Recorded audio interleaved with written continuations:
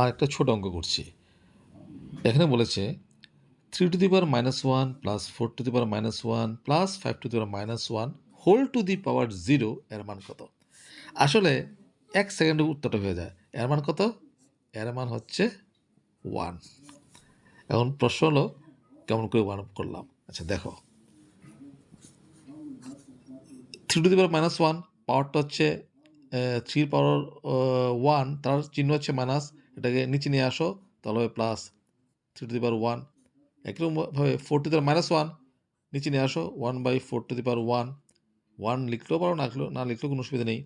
5 to the power -1 নিচে নিয়ে আসো, 1/5 to the power 1 whole to the power 0। তাহলে এখন লসাগু করব কার? 3, 4, 5 এর 3 4 12, 5 12 60, লসাগু 60। 3 দিয়ে 60কে ভাগ করলে ভাগফল 20, 20 দিয়ে 1 করলে 20 একে 20, 4 দিয়ে করলে 4 15 60, 15 কে 15 প্লাস 5 দিয়ে 5 12 60, 12 কে 12 হোল টু দি পাওয়ার 0। তাহলে নিচে হচ্ছে 60 আর উপরে যোগ করলে হচ্ছে 47 হোল টু দি পাওয়ার 0। তার মানে এটা হচ্ছে 47 to the power 0 by 60 to the power 0, তার মান হচ্ছে 1, তার মান হচ্ছে 1 = 1 আনসার। তো এতটা করার দরকার নেই, বিশেষ করে চাকরির ক্ষেত্রে সরাসরি 1 বসিয়ে দেবে।